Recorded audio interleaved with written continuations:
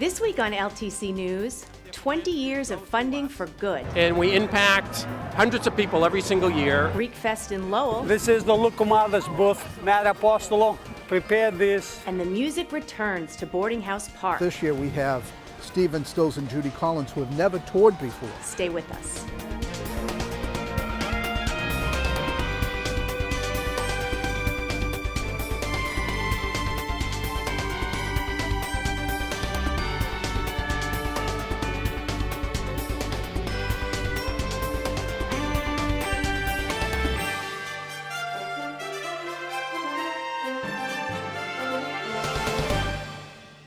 Welcome to LTC News. I'm your news anchor, Alanna Flood. The Greater Lowell Community Foundation celebrated its 20th year at its annual meeting on June 6th at the Tewksbury Country Club. Each year, the foundation's grants fight poverty, provide college scholarships, combat the opioid crisis, and much more. Jay Linehan is the foundation's executive director. The Greater Lowell Community Foundation is a community foundation where we support 350 different individual funds from people in our Greater Lowell community. And they, in turn, have their philanthropy go through us, and we impact hundreds of people every single year. We have grants that excess about $1.5 million a year, close to $500,000 in scholarships, helping some 250 different kids. So it's all about how do we improve the quality of life in the community that we serve. Sheila Oach, Chief of Community Health and Policy at Lowell Community Health Center, spoke at the meeting about the need for all of us to recognize and challenge racial and ethnic stereotypes that create systemic disparities in health and wealth. In the daily courses of our lives, we base much of our interactions with individuals and systems on assumptions, aka stereotypes. The Utah Multicultural Legal Center states that the process of changing these assumptions begins when a person learns to recognize and reject their own pre-existing beliefs about a culture, a social circumstance, and even a health condition. And it focuses on understanding the information provided by individuals within the context at hand, and forgoes the temptation to classify or label persons with cultural misinformation. It's become more and more important for us to have cross-cultural skills to be able to work effectively with each other so that we can have a much more positive impact on the health of our community. Karen Frederick, CEO of Community Teamwork, presented the findings of a community needs assessment that was part of the anti-poverty organization's strategic planning process. The statistics tell a sobering story about our community. 64% of Community Teamwork's customers live at or below 125% of the federal poverty level. That means a family of 4 earns less than $30,750 a year. So just imagine, with all the expenses, trying to meet food, housing, childcare, and live.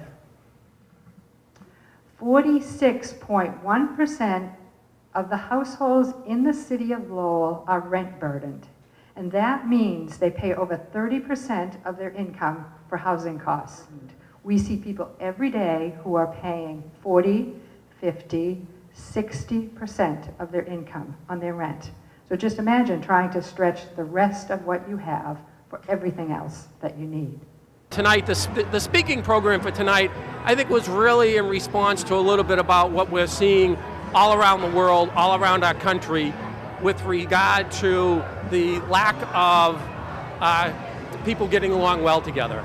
I think we've seen more divisiveness in the last 6 to 12 months than we've probably seen in the last 6 to 12 years, for a variety of different reasons. You'll be able to watch the entire program of speakers right here on LTC. Check the website for airtimes.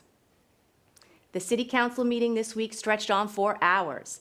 As usual, Brian Dorrington, LTC Director of Municipal Programming, brings us his concise City Council synopsis. Hello and welcome to the City Council synopsis for the meeting of June 6th, 2017. It's finally here. All of the information related to the new high school is out there and ready for human and non-human consumption. On Tuesday night, the city administration presented all the facts in a nice little package that was so concise Even a dancing minion with a pink bow in her hair could understand it. I try not to insert my opinion in this segment, but there has been some criticism of lack of transparency during this process.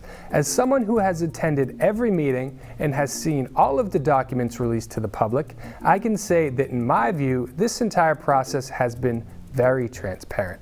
The information is out there, people, and it's not hiding under rocks or over bridges protected by trolls with huge bodies and small heads. Instead of making it easy for you and nearly impossible for myself, in lieu of a synopsis this week, I'll direct you to where you can find all the information that you need. Everything that was presented to the council on Tuesday has been on the city's website since Friday. This will be presented again on Saturday, June 10th at 10 a.m. at the Lowell High School Irish Auditorium, and again on Monday, June 12th at 6:30 p.m. at the Senior Center. All of these events will air live on LTC Channel 99 and on our website at ltc.org. They'll also be replayed several times on air and will be available to watch anytime on our website. One last reminder, next Tuesday is the final vote to decide the fate of the new high school.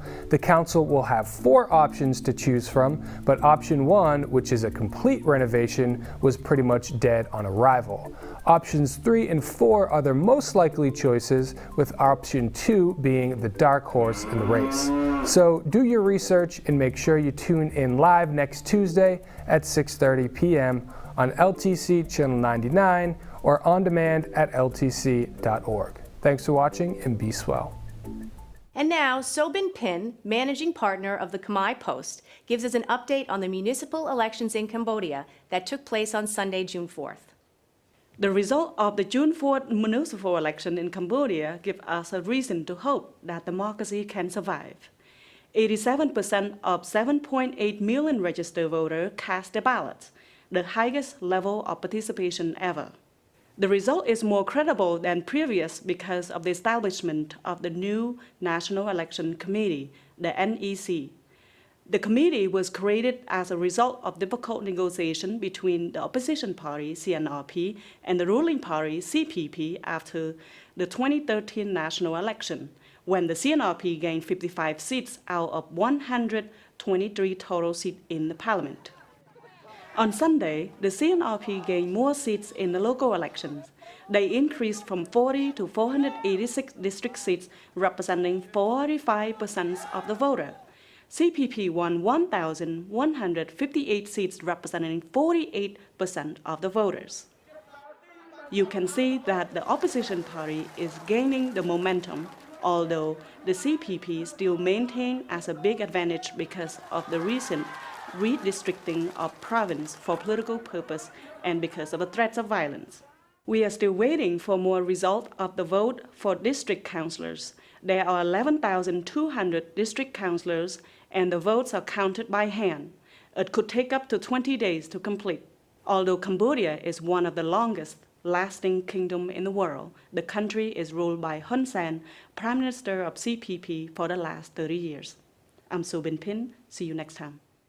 We all appreciate Sobin's timely reporting on events in Cambodia. Big names like Randy Newman, Vince Gill, Graham Nash, and Stephen Stills are just a few of the people who will be visiting downtown Lowell this summer. From its humble beginnings as a mill parking lot, the Lowell Summer Music Series at Boarding House Park is consistently a top-notch outdoor concert venue. To kick off another great season of music, Peter Acella and John Marciano give us an inside look at what's in store this year and how to get the most out of your concert experience. So we got the park built, and 1990 was the first year. It was all ethnic music, kind of like the folk festival. One night you'd have an Italian night, another night a gospel night, etc. And since then it has grown into what we've got now, which is really a world-class environment. We've got great lights, we've got great sound, we've got beautiful equipment, we've got great artists. We sell tickets in over 30 states every year. Different states every year. We've got a great lineup in 2017. We're starting with Trombone Shorty and then Michael Frenti and Spearhead, Vince Gill, that's all in June. Then we're jumping with Mr. Short People, Randy Newman, Melissa Etheridge, the O'Connor Band, Graham Nash and Ryan Montbleu all joining us in July. Well, I'm standing right in front of the stage here at Boarding House Park, and the first few feet here, and it really is only a few feet, will be 30 premium seats where we will have support from folks who are willing to make a $100 donation over and above the ticket price for that first class view. 30 seats out of potentially 2,000 who are here. So it's still first come, first serve for the rest of the venue. And then we've got a big August. We've got Amos Lee, we've got Dawes, we've got Lyle Lovett, we've got Buddy Guy returning. We've got David Grisman for the first time joining us. Stephen Stills and Judy Collins, a very big show. Classic Albums Live, celebrating the 50th anniversary of Sgt. Pepper. Return from Bruce Hornsby, and then we have Roseanne Cash coming for the first time ever.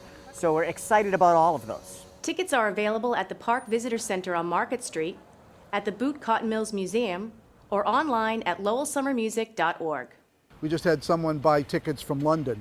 So, the internet's a wonderful thing. We do have a season pass, and with this lineup, it's a great year to think about the season pass because the lineup's good from the beginning right to the very end. The idea that this year we have Stephen Stills and Judy Collins who have never toured before, and they had a relationship back in their younger days. 50 years later, they're making an album and going out on tour, and we got them, the only show in New England. They got little hand, little eye. For this year, I am excited about Randy Newman. I am excited about David Grisman. I'm excited about Graham Nash, all of those shows being first times here. But I'm also very excited for Amos Lee, and this is his third show here. So down in this first tier of the grass, it's all blankets and low sand chairs. For the 30 premium seats, we provide the low sand chairs, but everybody else brings their own. As we look up to the other tiers there, the front half of the middle tier, there's literally a yellow rope between the trees. If you're in front of that rope, you bring the low seats and blankets. If you're behind the rope, you can bring a full-size lawn chair. And there's a lot of folks who don't want to get down low, they want to be up high, and everything from the middle, from the trees in the middle of that second tier back are all full-size chairs. By the way, one of the great views in this park that people don't think about is up on the sidewalk. The sidewalk is elevated over the highest tier of the grass, has a beautiful view, and the sound comes right out there. So that's a little known secret, and it's a good one. Most artists walk away from here really enjoying the space, enjoying the venue, and wanting to come back again. So it's just a lovely little green space that is, it's just not as crazy as the giant tents or, some of the other spaces that these guys are routinely playing in. There's a hometown advantage for anyone local. You can set up your chairs and claim your spot starting at 7 a.m. on the day of the concert. This year there will be food trucks on the street during the shows as well. On June 2nd and 3rd, the Transfiguration Greek Orthodox Church held its annual Grecian Festival to raise money for the church's programs. The home-cooked Greek food was the star once again this year. The church was founded in 1924, and we spoke with centenarian Sylvia Contover, one of its oldest members. And I'm going to live another 7 years to be here for the 100th anniversary. I came to this church as a little girl. When this church was just ground floor here, the cellar floor, this is where the church services were held for 30 years. What I remember is the people. I remember the priest that was in the church. The people were all kind to us because my father died when we were young, and we were all 7 years old and lower, 5 kids. So their whole congregation was good to us.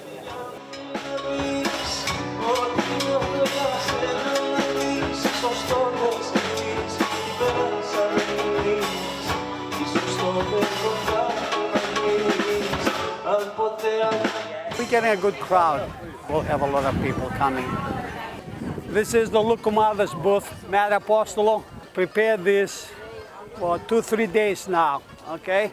He made the dough, get the oil, all the stuff, put it together, and we have the Lucumadas.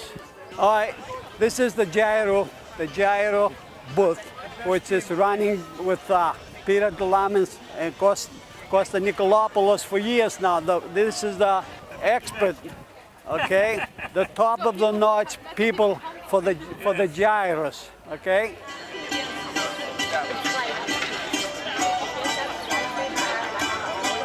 The money raised from the festival, goes to the church and helps with a lot of ministries of the church, whether they're internal ministries like the Sunday school or external. Monthly, the church prepares food, dinner at the Lowell Transitional Center, and then the women's group prepares a meal once a month for the House of Hope. The Philoptochos Society is the largest Christian women's philanthropic group. Even today, it's nice to have a great community because that's where my roots are. These are my roots here. This is where I belong. Thanks to LTC intern Zach Perry for bringing us this report. In this week's Sunspot, Lowell Sun Enterprise editor Chris Scott sits down with school committee member Andy Descoteaux for another look at Lowell High.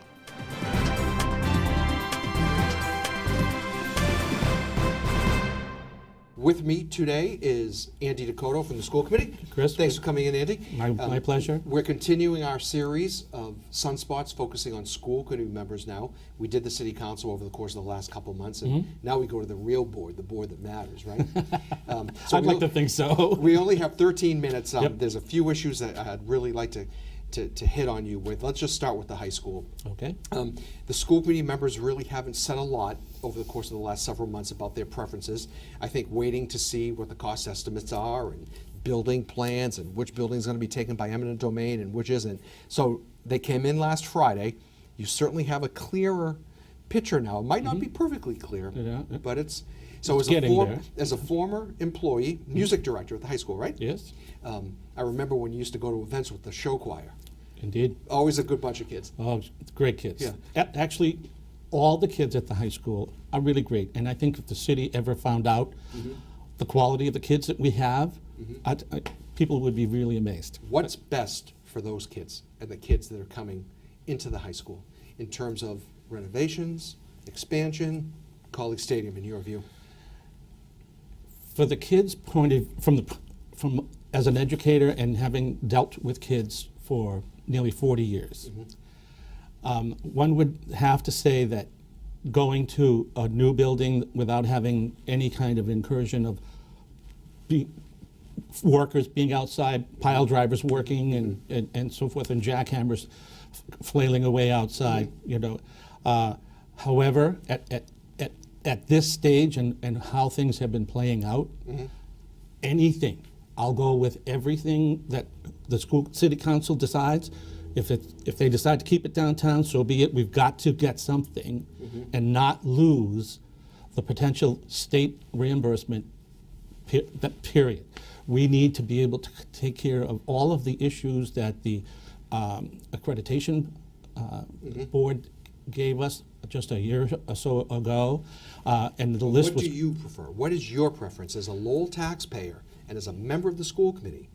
You've got to have, I'm trying not to let you guys get away with, okay, we'll go with whatever the city council decides. You guys have a big stake in this. You're the school committee. Well, we do have a stake in it, and I think it should probably, listen, when I ran for school committee 2 years ago, my feeling was it's got to stay downtown for all the reasons that the downtown people have been stating. It's a central location. It makes it easier it levels the playing field for all of the neighborhoods, and I felt very strongly about that. But from an educator point of view, the idea that we could get a state-of-the-art building with no disruption to the education process that's going on downtown right now in the school building, I have to switch my allegiance. Okay, so you want to see this either option 4 or option 5? Either one. Either one. Yep. And as you mentioned so eloquently earlier, jackhammers flailing away and stuff. Indeed. That's a big reason, right? Yeah. And a new state-of-the-art building. Really, you just have to take a short drive to the Tewksbury High School, which is only a couple of years old, and it's gorgeous. It's absolutely gorgeous. And I'm saying, I walked in there the other day, my granddaughter was having her recital. I said, why can't Lowell have this? Why can't we have this? You want to make Lowell a destination city? Maybe you can. You know, I hope so. I hope so. But like I said, at this stage, there's been such discussion on both sides going against each other. I don't want us to lose this potential, period. You think that potential is there? Oh, I think that's a real potential. I do. Yep. You've been in the city for a real long time, and Well, you've seen big projects come and go. You've seen the arena, you've seen the ballpark, you've seen the demolition of Julian D. Steel. You see the courthouse finally happening. Do you recall so much vitriol around a project? Actually, yes. Which one? Both Lalasher and Songus Arena. There was a lot of pushback on those two projects, a lot. And in retrospect, I mean, in hindsight, what great decisions we made going forward with those two projects. I mean, really, they're gems for the city. Right, so to get back to Colley for a minute, so we were talking off air. One of the negative factors that's been raised about Colley is how are we going to get all the kids out there? And so there's this figure out there, $3 million, which is what it would cost to bus kids out there annually. Right. You think you might have a way to reduce that cost? Tell us about that. I have an idea that that actually I was speaking to someone, I can't remember who it was. Not your nephew. No, it wasn't. But why couldn't we be in a discussion with the LRTA and have the city pay for bus passes for any and all of the high school kids that need bus transportation, and set this up, maybe have LRTA add bus lines if necessary at certain times of the day, have some other format set up for late buses and so forth. All of these should be able to be worked out with the LRTA. This is their business, and to me, the cost would be probably way under $1 million, easily. As opposed to $3 million annually. Right, to pay for school buses. What are you going to do to try to pursue that? You know, you brought it up here today, which is great. You've had discussions. I'll put it in as a motion and see if we can look into that as a possible solution. As a former employee of the high school, there's a couple of issues I'd like to touch on with you as well, both high-profile issues. You were a member of the screening committee that took 27 applicants for the headmaster's job. Brian Martin, as we know, is going to be retiring in a few weeks. Whittled that down to 3. They went to a special committee with Salah, Kevin Murphy, the mayor, a bunch of other people. Apparently they didn't like what they saw. Now, we should say that Salah was hoping to get more than 3 finalists. Yes, he was. Can you tell us about the candidate pool and how you think that's all played out? Well, the candidate pool, there were a lot of eliminated candidates because they didn't actually reach the criteria that had been established in the advertised position. So those people immediately got eliminated. Like how many? There were at least 8 that I can recall offhand. That just, why did you put your name in? I couldn't figure that one out. So but you had a small pool to begin with. The pool, right? The pool immediately got shrunken down to under 20 candidates, and then we had to look at, what kind of experience did these people have in a large school system and at the administrative level. These are all important issues, and like it's been said over and over here in the city, the Lowell High School is really different than a high school that maybe has 1,200 kids or even 1,800 kids. You're talking doubling that in most instances. So you're talking about a very large facility that you have to oversee, and at the Lowell High School here, at least, we have house deans. So technically, we've got 5 mini high schools within the high school, including the freshman academy. Including the freshman academy. So you've got 5 principals that are going to have to work with, like, the superintendent of the high school. So that's what that position is. And so in his case, or her case, it would be more of a supervisory, connecting to the community more than the people dealing with the kids directly every single day and so on. Right. Much more of a kind of a statesman or a stateswoman. Pretty much. You know Amy McLeod. She's the curriculum director who advanced to the final round. Very strong candidate. Do you think that she was up for the job? Were you surprised that she didn't get it? I was kind of surprised that none of the three were taken, but I trust the superintendent and the screening staff that he had set up along with the city manager and the mayor. I think that given the issues that have been coming up recently and the whole idea of the diversity and so forth, I think that he would have liked to have gotten some minority in there as well. Unfortunately, there was only two minority candidates, sorry. One of them withdrew before we actually even started, and the other one just didn't have the credentials. So the other one was part of that group of 8? No. He was in the, he made the top 7. Oh, okay.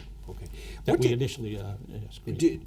You say you trust the superintendent. I do. But do you think that Amy McLeod was up for that job? Do you think that, let's talk a little bit of history here.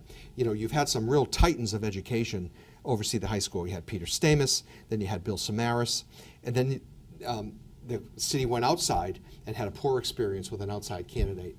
And here they have to start again now, and you have a good in-house candidate. But it looks like it's going to be going outside again. Well, there's a lot of people watching that. Yeah, and they should. This is an important position, I think. Did Amy deserve the position? Probably. But again, from what questionings that committee, that final committee had for those 3 candidates, and you weren't there, neither was I. I wasn't part of that. Right. So they were in 100% agreement with that decision. Yes. So I have to trust them. I do. Were you surprised that none of the housemasters or the head of the freshman really academy did that. not look to advance? I was very surprised by that. And why do you think that was? I have no clue. I haven't had a chance to talk to any one of them. I will tonight, though. At graduation. Graduation. Yep. What have you heard from the superintendent since I reported in the Sun about maybe 2 weeks ago now, a week and a half ago, that they've got to start the search? Have there been any emails to you guys, to members of the committee, saying this is what we're going to do now? We've hired, I quoted him, saying that he wanted to go national now. He was going to hire a headhunting firm. Yep. Any word on where that stands? I have not heard anything positive or negative as to anything that's come forward from that. I'm assuming that he's going to get somebody or candidates to look at from this. I have not heard. Okay. He has not informed us of any of those. Our producer Caroline Gallagher just gave me the 2-minute sign. So okay, we got one last question. All right. The Board of Health took that vote last week that surprised a lot of people, including the city manager, saying that the high school ought to be condemned. Shut it down. It's terrible conditions.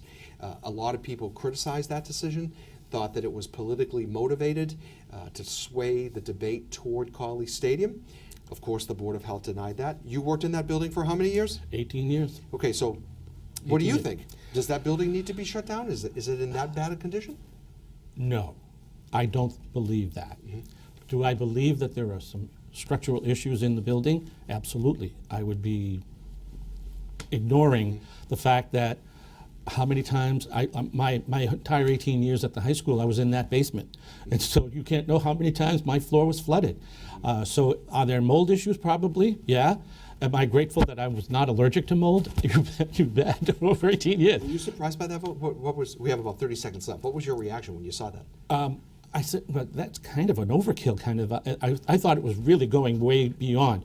Can you just kind of give us a list of what you think should be done right away and not be dragging your feet to get it done? Yeah, I think that could have been done in a more judicious way, but I don't think it's funny how that seems like an old story now, and we've moved on to other stuff. Andy, thank you for coming in. You're welcome. Unfortunately, we're out of time. All right. That's it for this edition of LTC News. Don't forget to check out the African Festival on June 17th at Sampus Pavilion, or watch it live on Channel 8 starting at 1 p.m.